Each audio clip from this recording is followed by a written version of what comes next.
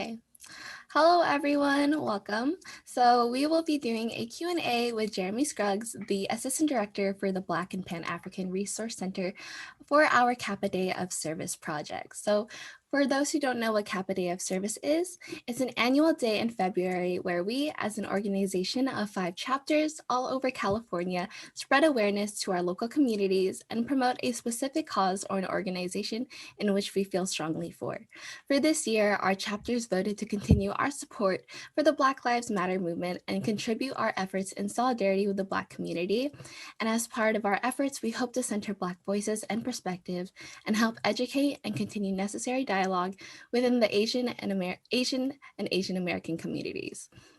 So my name is Danny Bahia. I'm a second-year liberal studies major. Pronouns are she, they, and I'll be passing it over to Jeremy. Hello, everyone. My name is Jeremy Scruggs. My pronouns are he, him, his. I am the Assistant Director for the Black Pan-African Resource Center. I graduated from the University of Mississippi Ole Miss with my bachelor's in social work, and I continued on at the University of Mississippi Ole Miss to receive my master's in higher education and student personnel. I am Rachel Alsop, and I am a second-year pre-kinesiology major focused in exercise science, and my pronouns are she, hers, and I am a sister of Kappa Psi Epsilon. Hi, my name is Aubrey Brown. My pronouns are she, her, hers. I'm also a sister of Kappa Psi Epsilon. My major is kinesiology with an emphasis in sports psych and a minor in health science. And my name is Helene. My pronouns are she, her, hers. I am a graduating general biology major, hopefully trying to pursue the medical career, but we shall see. Again, thank you, Jeremy, for your time and presence here, and let's get started with the Q&A. I'm gonna pass it on to Danny for our first question. So we wanted to ask, why is Black History Month significant to you? Yeah, that's a really good question, especially coming and the tail end or the beginning of Women's History Month, but then also closing in Black History Month. For me, it's just another checkpoint throughout the year just to remind myself of who I am and the strong, tenacious lineage that I come from. Like when I think about like the Black Pan-African, those that identify as Black and Pan-African, I just think about the struggles. I think about the things that we were able to accomplish over the years, and all the things that kind of put us in a space where we had to learn how to, be prideful about who we are and where we come from, and not be apologetic about that, right? There's been multiple, scenarios over the years that try to make us a lot, feel bad about who we are as people. And for me, it's just a constant reminder every single year, specifically in February, is like, you come from a very, very rich background and very, very, abundance of excellence. And so for me, it's just a matter of just, having that reminder, even though I try my best to not get down throughout the year, but specifically in February, it's just something that kind of reminds me of like, hey, don't forget who you are. Don't forget what shoulders you stand on. And also the trailblazing that is taking place right now for you as a Black American here in the States. I really like how you talked about just remembering how prideful you are. I think Black History Month is really just so cool because I was looking more into the history of it and how it started from just a week of remembrance to a whole month. And I just really like that, and how it just centers all Black voices and just reminds everyone, especially during this time with all the injustice in the world. Absolutely. Yeah. So the rich history is just about, Black History Month in particular, the establishment of Black History Month, right, is already enough to be, have a sense of pride about, right? Having a nationally recognized month that's specific towards honoring what has been done and contributed by Black people in this country is something to be, prideful about, and also make sure you pass that down to generations to come so it won't be forgotten, like what we have done, what we have contributed as Black people in the lineage of our African-American or our Black ancestors, what they've left for us to continue on moving forward. So, yeah. I definitely agree with you on that. You touched upon how your culture and your history is super enriched. And I'd love to hear, and we'd love to hear more about it. So what are some of your favorite aspects of Black history, culture, and/or experience that you would like to share with us? Man, it's so much. Because like I mentioned before, it's just an abundance of excellence, right? Like when you think about the influence that, Black Pan-African people have had on this country and in our global society, we reach all the way to the arts, to the sciences. We reach all the way to just being creatives, right? So for me, just knowing that we have such a huge influence on the global society and how we show up in spaces and how we continue to push envelopes and making sure that we're represented in spaces is something I'm super, super proud of, and something that I feel like is something that I think everyone should recognize, right? Not just the people that identify as Black or Pan-African, but everyone understand why Black culture should be appreciated, right? Because we do oftentimes find ourselves in spaces where we have to assert how we have shown up into certain spaces and to not be appropriated, but yet appreciated in those types of, spaces. So I think it's just very important in terms of reminding ourselves of what has been contributed by the Black culture, Black experience, and just being mindful of how we can give that honor back to our people. And I would even say for us as Black, like me as a Black person, identifying and learning more about my history, right? Because it's not taught in the classroom, it's not taught as frequent as other, cultures and other history. And so like just being mindful of like where certain things come from and how it ties to who you are as a Black person is super, super important. So for me, it's an ongoing education, opportunity for education and learning. And not only for, like I said before, those that identify as Black, but also those that are non-Black, indulging in that type of education. I think it's really cool that you talked about like how much influence Black culture has on everything, really. We mentioned how Kappa Day of Service, we did a workshop. And when we were researching everything, we were really amazed to see how much influence Black culture has on music, on art, on fashion, on everything. Absolutely. Like we were making this workshop to help educate others, but we were constantly being educated ourselves as well. And it's just really interesting to see how much influence there is. Yeah, yeah. Again, I think it's just an abundance of influence, right? There's aspects of like history, Black history, that I wasn't aware of until just this year, right? Like it's things that I'm continually learning, and there's still history being made even today, right? Sadly to say, there's still the first Black, insert blank here, still being made today. But that influence, that background of influence is something that continues to drive us to be at the front line sometimes and advocating for equality and equity in terms of making sure representation and for Black people and Pan-African people are highly represented in the spaces.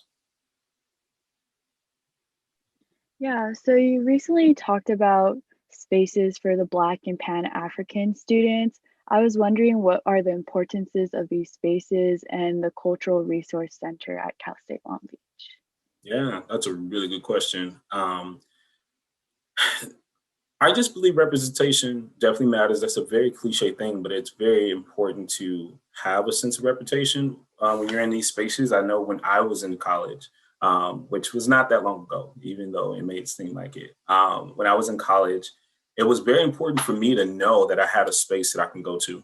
It was important for me to know that I had a staff member or a faculty member that looked like me, or I had administration that looked like me and understand my experiences.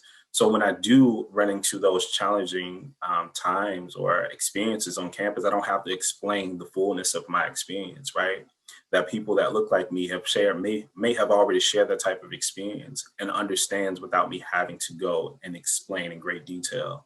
So spaces like a Black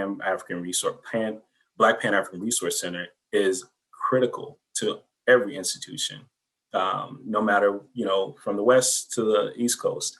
it's very important that we do continue to have and create Black resource centers across the campus.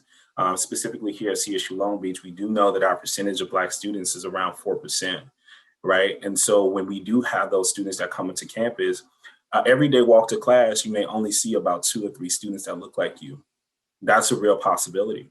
When you sit in your classrooms and your professors don't look like you and you look to your left and right and none of your peers look like you, that's a real possibility. And so when you have a Black resource center, when you have a Pan-African resource center, that's a space that you know when you go, you have people that look like you have people that may have shared some of the same experiences that you share. You have people that understand your culture. You have people that understand why you like certain things a certain way. But then also we have the Black Pan-African Resource Center is very important for people that are non-Black to be able to come and be educated, right? We talk a lot about just the history and the abundance of influence and all the things that make up, this great society that we're in, how Black Pan-African people have contributed to that. Oftentimes people are just uneducated about it. And oftentimes there needs to be spaces for people to be able to access the type of education from the actual people who identify with that culture. So the Black Pan-African Resource Center is not only a center that's for, Black people or Pan-African people to just come and be, which that's the most important thing, that they have that space, but also through programming, through opportunities and workshops. Those are non-Black have opportunities coming here directly from those that are Black identified or Pan-African, to be able to share and learn and understand and listen, and have a grander understanding of one's experience that may be different from your own. So that's the importance of the Black Pan-African Resource Center, specifically here at CSU Long Beach. Again, that the number of our retention and recruitment rates for our Black students is something that we are definitely trying to increase over the years. And for us, it's very important that we keep our students engaged, and keep them in a space where they know that there's a space for you and you belong here, and you matter in every sense of the words. In the classroom, we also have a space for students to be able to have advocates, right? So the Black Pan-African Resource Center, if I was a Black student at an institution and didn't know where to turn to, if I heard that there was a Black Pan-African Resource Center, I don't have to even Google the website to know that that's a space for me, because it's very blatant, it's very deliberate in saying, like, here, this is your space. This is one of your spaces on this campus, where all of the campus is yours. This space specifically is dedicated for you and your needs. So that's the importance of Black Pan-African Resource Center. Yeah, I think it's totally important to have this space, especially walking down to class. It's hard to notice people who look like you. It's very difficult, especially in a large university like Cal State Long Beach. It's hard to find those spaces. So I think it can be very beneficial. And I also liked how you touch upon how people who don't identify as Black are able to go to this space as well. I was totally unaware of it. So I definitely want to check out some of the workshops. I think it can be very, very beneficial and educating. So I really liked how you added that point as well. Absolutely. And the other piece I would just add to that, and thank you for that, Aubrey, is, the Black Pan-African Resource Center, it does a lot for our Black students and our students in general. And it's a multifaceted space, right? It can be used, again, like educational purposes, but it also can be used for, as much as we love inclusion, that's what we're going to always offer, and we want to, but we also have to make space for our Black students to just have opportunity to have space for themselves, where they have their groups, to be able to have, meetings. And BSU, if they need to have a space, it's an exclusive space for them to be able to have whatever types of meetings they need to have. Because one thing that I always talk about is we can have unity without uniformity.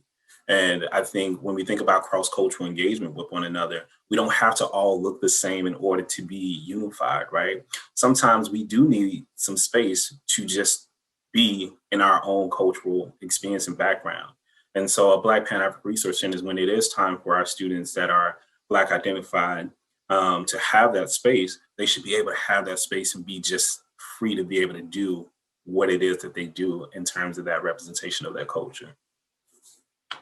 I like how you talk about having the space for all these students, especially because as an education major, like I learn about how being able to see people who look like you, how you can relate to people, like it really does make an influence on like how you learn and how you succeed in your education. Like learning about this in my education classes, like most students who like don't relate to anyone, who can't feel like they can talk to anyone, they usually tend to do worse.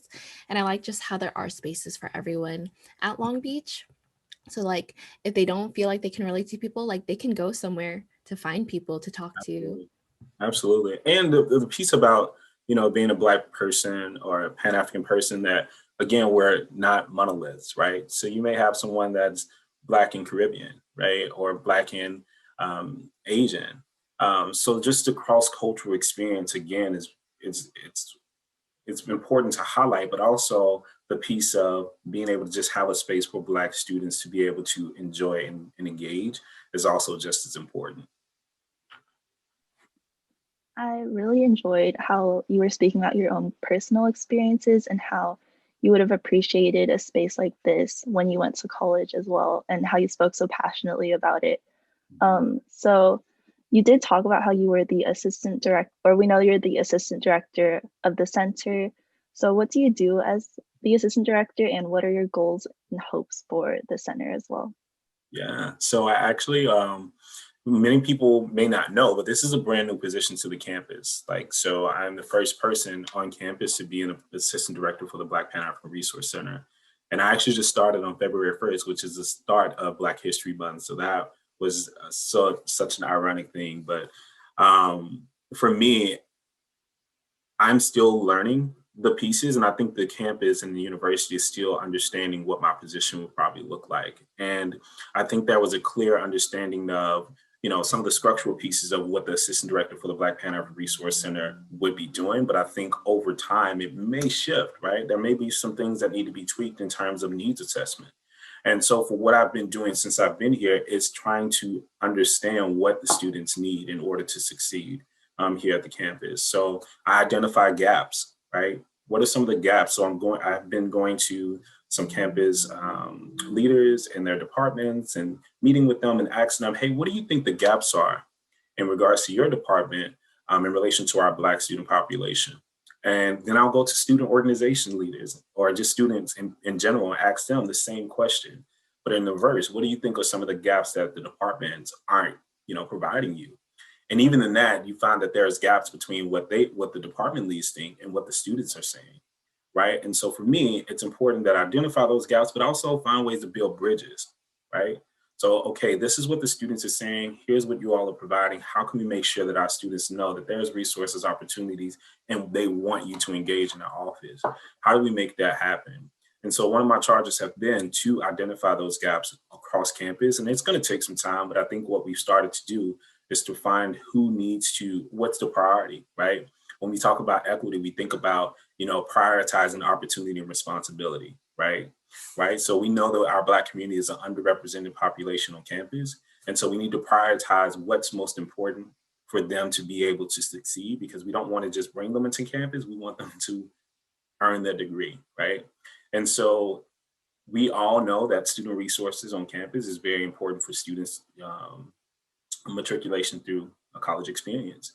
And so when our Black students don't know about the resources, don't know about the opportunities, don't know about externship experience or internships experience or how to study abroad or financial aid, when they don't know about the nuances of those things, they miss the opportunity to be able to thrive, right? At an institution of higher education. And so my job is to identify those gaps, help to build bridges, collaborate with our campus partners to make sure that our Black students are supported and they feel very much so welcome here at the institution. Also, I'm an advocate, right? So in that, I'm an advocate for Black students. So I know sometimes when we start talking about conversations about race or background or experiences, they can be very difficult conversations and they can be very uncomfortable conversations. But those are conversations that are much needed on campus. And also, I think that there's just things that some people just aren't aware of, right? And so not coming from a space of contention or anything like that. It's just like, hey, I'm not sure if you all are aware of these things, but here are some of the things that our students are saying. So it's kind of like an advocate, but also a liaison between the students and also our campus partners and administrators and things like that. And so for me, serving as a, identifying gaps, advocating, but then also educating, right? So that other piece, they're all kind of intertwined. So finding those gaps, advocating for students, and then educating our students, non-Black students, non-Black faculty, Black faculty, anybody, just educating the general population, our CSU LB, community about what our Black students need, what are they saying they need, what are their real experiences, how can you sit down and give them the opportunity and space for their voices to be heard? Because I don't think it's not something that's oftentimes, I guess the best word to say is it's not oftentimes the first thing that's presented as something that the Black students can have on campus. Sometimes Black students, I know as a Black student myself, going through an institution or higher education institution, I had to find where my voice fit in, right? And so my thought is that resources should not be, students should not be chasing resources. Resources should be chasing the student, right? Like the resources should be so pervasive that the students are almost overwhelmed by, oh, shoot, I have so much support, right? I have so much I can get into. It's, and so for me, with the Black student population, that's my role, to make sure that they know about the opportunities, they know about the resources, and also just know that they are CSU LB Sharks and you belong here. You are just as worthy to be here. You are here for a specific reason and purpose. And so helping them to understand whatever they want to get out of this experience, allowing them and assisting them in that way to be able to do that. So that's what I understand my job to be. And I think that's a more general understanding. Of course, there are other things specific in the job description, but I think if I was to generalize it all, it's to serve as an advocate to identify gaps and bridges that can be implemented, and also just educating. Thank you so much for sharing all that. I think it's everything you said was just amazing that you're doing and will be doing in the future for our campus.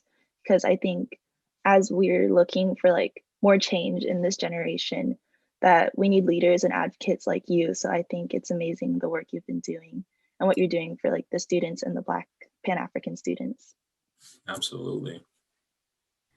So as a faculty on campus, and you talked about talking with different department heads and also student organizations, and you also talked about how you want resources to be chasing the students. What are some CSUB resources that most students don't know about that can be beneficial for us? Yeah, I would specifically talk about what OMA presents in terms of resources. So I know that OMA hosts workshops, right? So there are workshops that a lot of students don't know that we can be able to come and talk about workshops like social identity. What does that mean, right? Microaggressions in the classroom, giving presentation and workshops about that, how to navigate those types of experiences. We also offer creating a common language, right? So when we're talking about cross-cultural engagement and cultural responsiveness, there's a specific language that we all have in common, right? And we just have to identify how to talk with one another. So I think that's very important. That's one of the workshops that I feel like is very important for not only students, but also faculty and staff, right? So faculty being able to know, like, what's the common language that you can speak in your classroom that make every student feel very much so welcome, right?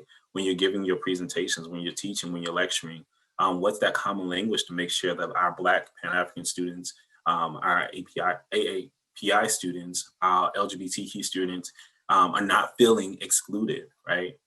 In those spaces. And then we also have workshops like creating that inclusive campus climate.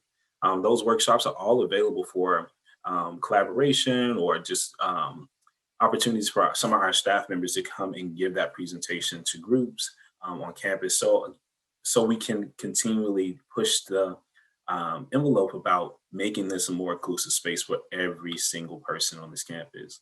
So that's one of the things, workshops. And then also we do a lot of programming through the Office of Multicultural Affairs. The Black Pan-African Resource Center is definitely in the space of creating more programs that are specific towards our Black student population and their needs that represents their culture, right? So we do work programs that are educational, but also we do some community development ones, right? So some fun programs where, just come hang out and let's do something that's fun. Let's let's just get to know one another, right? So that's a huge part of community development, just having those types of programs. But then we also have programs where we collaborate a lot with other campus partners. So we can, again, bring those resources to our students. So partnering with financial aid, a lot of people like, how can financial aid be a part of a program?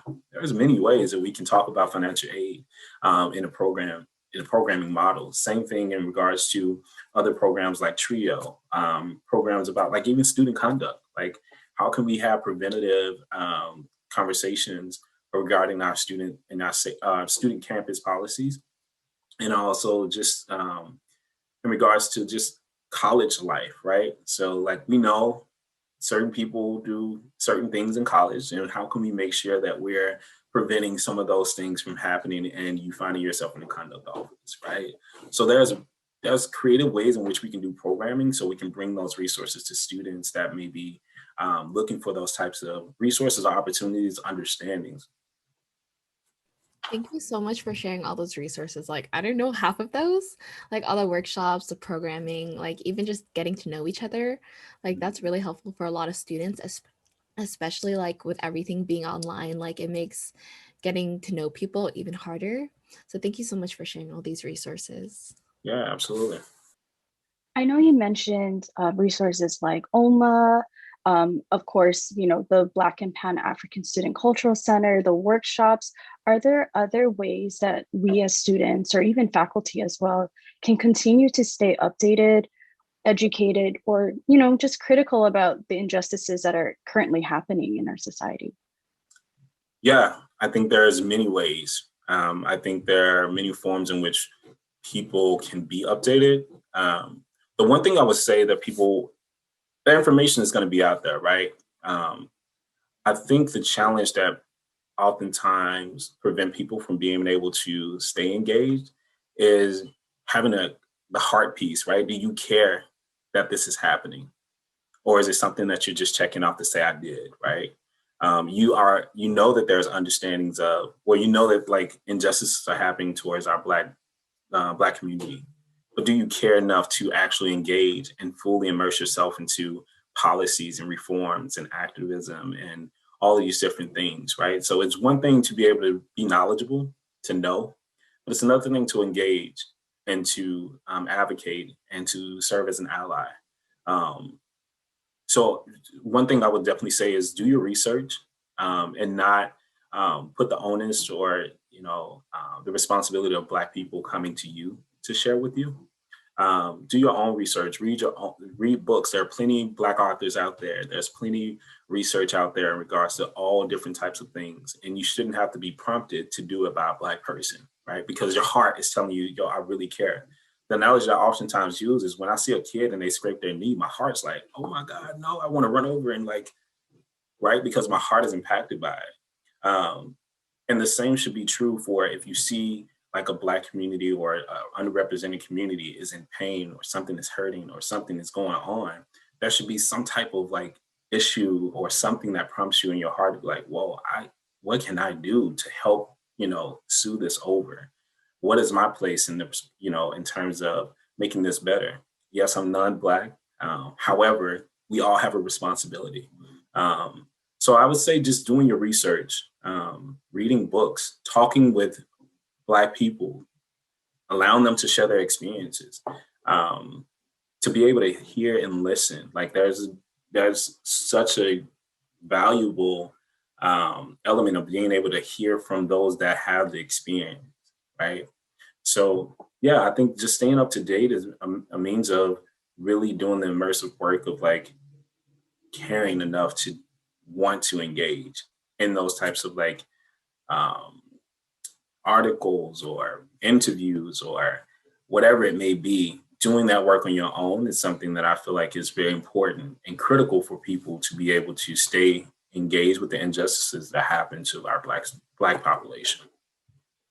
I think it's really important that you emphasize how, you know, it shouldn't just be about performative action. It shouldn't just be about, oh, I wanted to help because that's what looks good or that's what society put pressure on me. I think it's really important and for you to remind us that a lot of these things that are happening now should and the action that we are doing in response to excuse me, the injustices, it should be because we're people, we're humans, we're Exactly. compassionate, and I think people sometimes they forget about that, like, and it becomes about race, it becomes about social status, and then it becomes about classes, and people often forget that we're human and we have feelings and we go Absolutely. through the same things, or I should say we bleed the same way, we cry the same way. So I feel like you touching upon how there's a difference between, soaking in all the information, then going out there, being fully immersed, being fully engaged with what's going on and how you can help. So Right. I just wanted to emphasize and really co-sign with everything with what you said, because all that you said, it's really important for all of us to take in and to really think about, moving forward, especially with all of this happening. Right. Yeah. Yeah. And again, thank you for mentioning that, and thank you for affirming me in that. And for me, I'm also aware of who I am, right? And I have a lot of different privileges, and there are a lot of cultures and backgrounds, not even just associated to race, but just who you are as a person, where you have certain privileges. The thing that I challenge myself, and I would challenge other people is, what are you doing with your privilege? How are you being responsible with the privilege that you have? How are you advocating for with the privilege that you have, right? That's the way you give back to those that are underrepresented, right? Those that don't have that privilege. Me as an able-bodied person, how do I speak up? How do I advocate for those that are not able-bodied or have some type of disability? And so the same thing can be applied to race, right? Like if you're a person that is highly represented and you're not targeted based off the color of your skin, as a Black person, I'm expecting those that have the voice and privilege in the space and the platform to do so, to advocate, to speak up, right? Not, you don't have to have a large platform. You can do that in your living room with your friends when you're hanging out and something comes up, right? Somebody says something that's anti-Black. Somebody says something that's anti-Semitic. You stepping in and using your privilege to be able to like, actually, let's think about that a little bit more, right? And so I think it's like simple. It's not even simple, but little interactions like that makes a huge difference. But I think oftentimes people are very hesitant to do that for whatever reason it may be. But I would challenge people, and I've even had to look at myself as a heterosexual cis Black man. What are my privileges, and how am I advocating for those that don't have the privileges that I have? I'm just so I love this conversation because you talked about privilege. And I think as someone who's able to go to college Mm-hmm. and being able to have access to so many resources, but not utilize it, not being engaged, not being immersed, like I think that's something that I want to do moving forward. Like I know my years of college undergrad is coming to an end, but I feel like because there's so much more work to be done, there's so much more things to be done, and I don't think my experiences with these resources should end as soon as I graduate from college. So I just wanted to thank you again for touching upon privilege, because we are so privileged to speak, we are so privileged to hear, to see, and just using that in our communities, even within our own living rooms, like what you said. I think it still makes all the difference having those tough conversations with your family, who may not understand, and that gap. So sorry, I just wanted to reaffirm that. No, you don't have to apologize. I appreciate you mentioning that.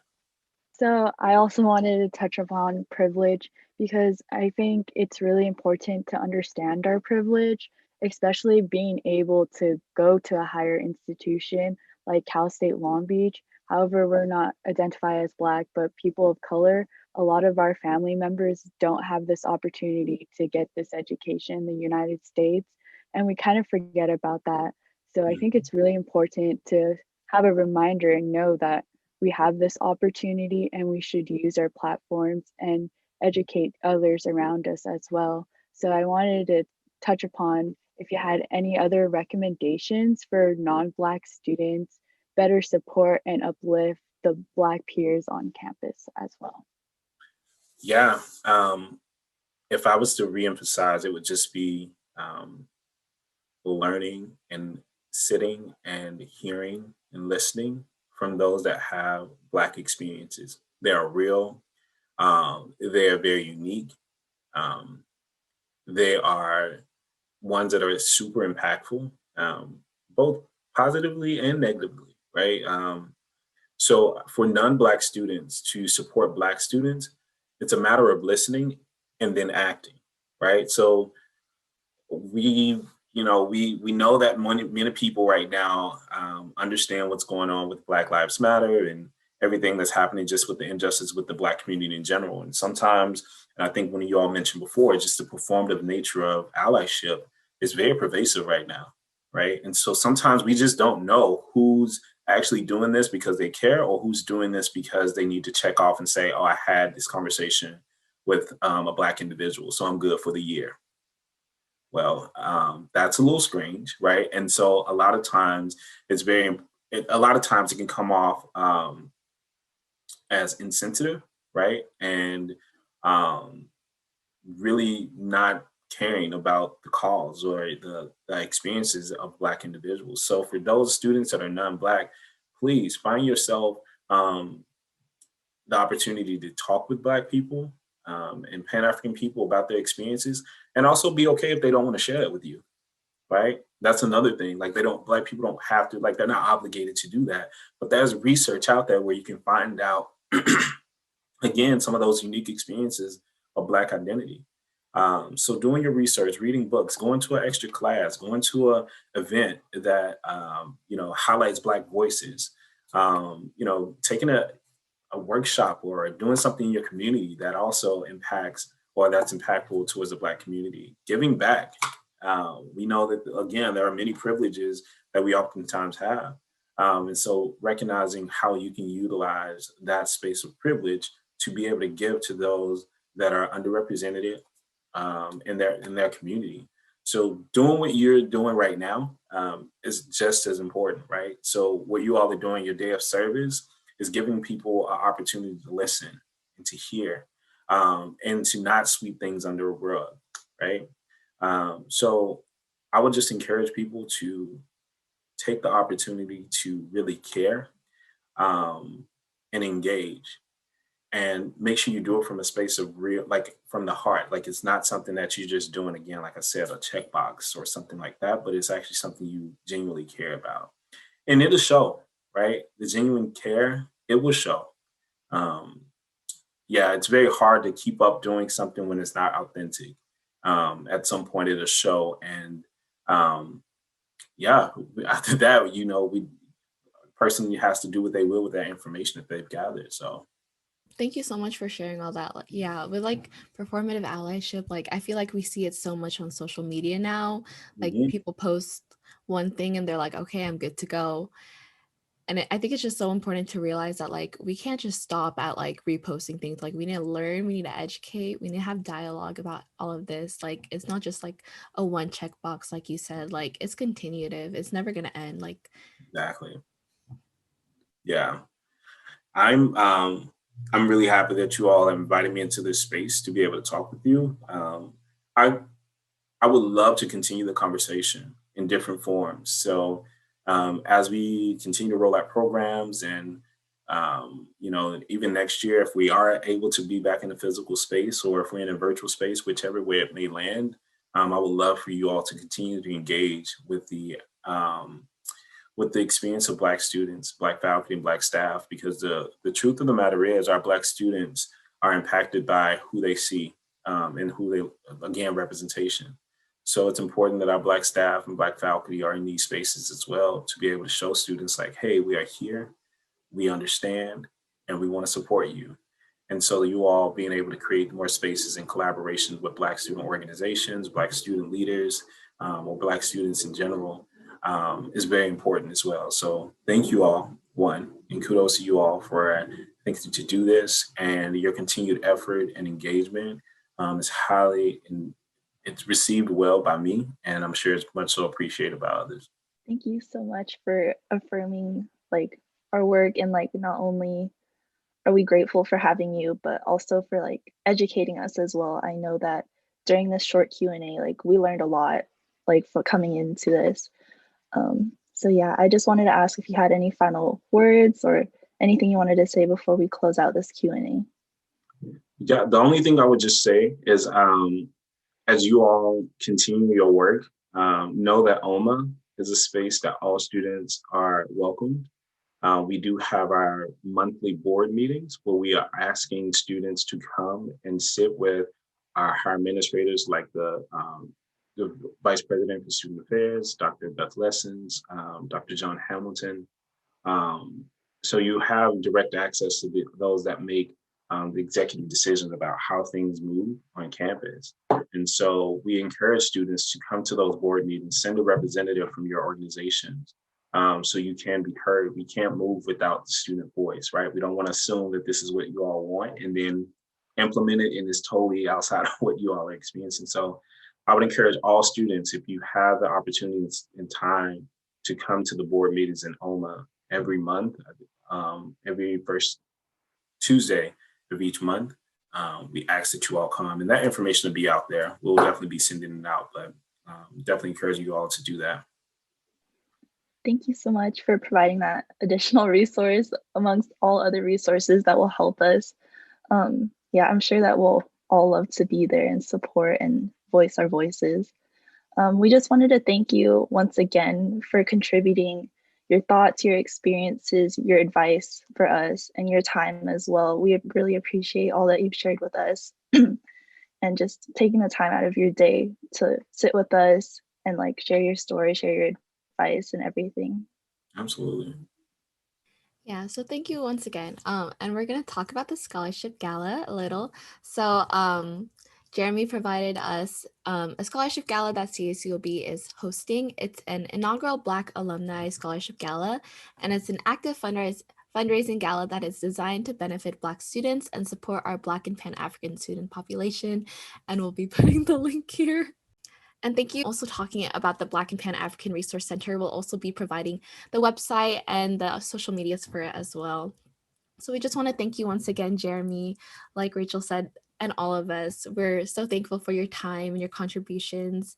And we just want to thank everyone for watching this as well. Hope everyone enjoyed listening to Jeremy and just this dialogue. I hope everyone continues to stay educated, continue having this dialogue with your friends, your family, your peers. Thank you. Absolutely. Thank you all so much. Y'all have a good one. Thank you so much. Thank you.